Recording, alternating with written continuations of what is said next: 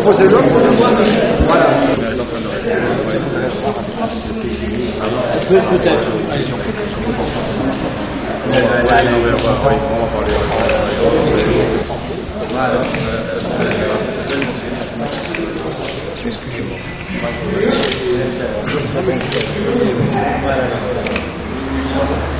Peut-être.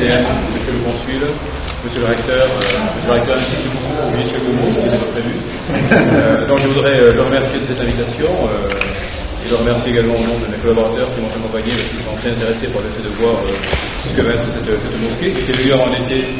Et je trouve que les travaux ont bien avancé et c'est de très bon augure pour la fin des travaux dans le printemps 2010, on va dire à peu près, si tout va bien. Je crois qu'il est important, comme je l'ai dit à la télévision il y a quelques instants, il est important de donner aux fidèles, quelle que soit leur religion, un lieu de culte digne de lui. Je crois absolument que les fidèles, que ce soit de l'islam, du judaïsme, du christianisme ou d'autres confessions, puissent avoir à tout moment des endroits où ils puissent exercer leur culte dans de bonnes conditions et dans des conditions de dignité.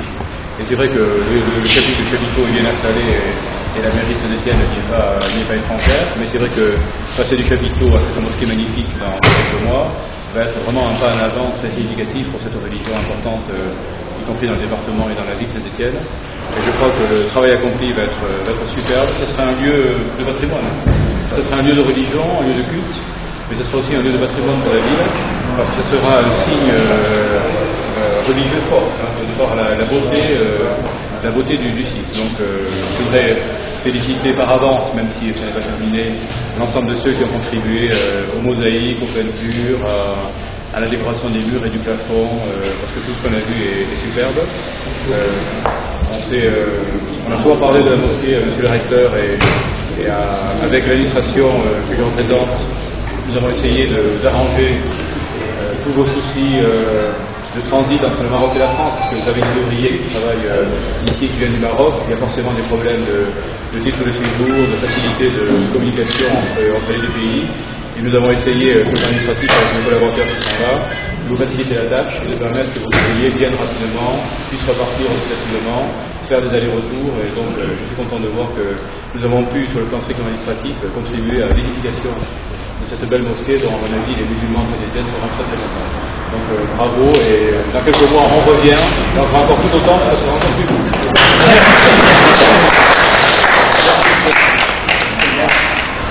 Écoutez, monsieur le préfet, monsieur le président, monsieur le consul, monsieur le recteur, je crois que monsieur le préfet a dit beaucoup de choses, même en totalité de ce qu'il a dit. Je vais résumer mon propos en disant que je partage. Je pense que c'est absolument indispensable que dans notre ville, les fidèles de toute confession puissent bénéficier de culte digne. Et là, nous avons la dignité, un culte vraiment superbe et exceptionnel, même sans doute. Je pense effectivement que les musulmans vont constater dans quelques mois, ils seront très fiers de cette réalisation. Je veux simplement dire que, à mon niveau, comme magistrat de la ville, j'essaye et c'est mon rôle, c'est ma responsabilité, de faire en sorte que toutes les Stéphanoises et tous les Stéphanois vivent en harmonie, que ce type de réalisation peut y contribuer. Il y a aussi d'autres efforts à faire dans d'autres lieux similaires plus modestes, dans d'autres quartiers. Nous essayons de faire avancer les choses dans ce sens-là, en particulier si ça vient de Montréal. J'espère que les conditions pourront s'améliorer à la suite de l'accord qu'on a décidé dans ce quartier. Il y a d'autres efforts à faire ailleurs, on essaie d'y contribuer, on n'a pas toujours trouvé tout de suite la solution, mais on souhaite aller dans ce sens-là. Donc je rejoins complètement ce qu'a dit monsieur le préfet, et je félicite à mon tour l'ensemble des personnes qui ont travaillé à la réalisation de cette mosquée qui sera vraiment remarquable. Et à tous, et continuons à œuvrer pour la bonne entente et tous ceux qui, à Saint-Étienne, sont attachés à un culte, à une religion, ceux aussi qui n'ont pas de référence culturelle, qui vivent à Saint-Étienne, sont nombreux. Je crois que jusqu'à présent, la bonne entente prévaut. Il faut vraiment tout faire pour l'améliorer encore, la préserver. Merci en tout cas à tous ceux qui ont œuvré à cette réalisation remarquable.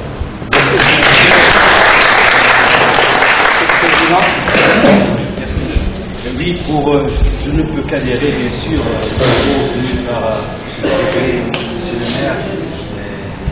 Et je suis particulièrement heureux d'être aujourd'hui à Saint-Étienne pour voir l'avancement des travaux de ce lieu, effectivement un bel édifice.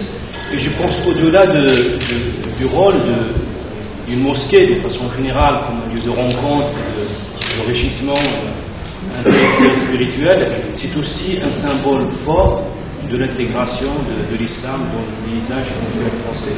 Dans cette rencontre, on est un exemple, un bel exemple de dialogue serein, paisible et transparent entre les musulmans de France et les pouvoirs publics. Et je pense que les musulmans de France peuvent constater ces dernières années qu'on est passé à une autre phase, au milieu de cultes très beaux, qui reflètent une certaine ouverture, une certaine lumière, qui sont en train de se construire avec des facilités des municipalités, de l'aide des municipalités. Je pense notamment à l'aide apportée par M.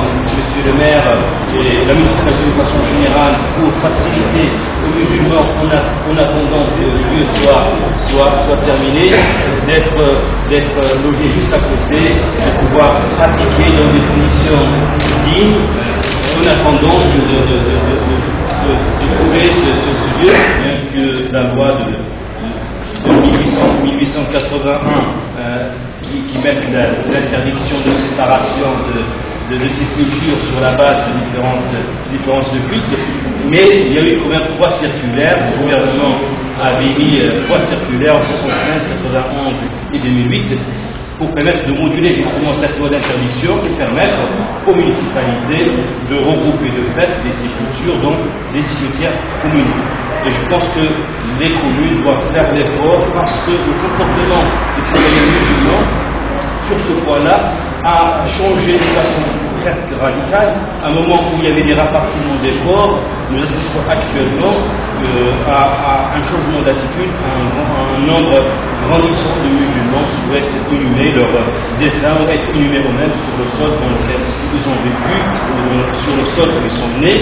Et c'est important que les municipalités, en concertation avec les conseils régionaux des cultes musulmans, président de Grenade ici présent avec nous, je pense que les conseils régionaux des cultes musulmans sont les interrogés. C'est beaucoup que les musulmans vont participer à cette édification de cette belle mosquée.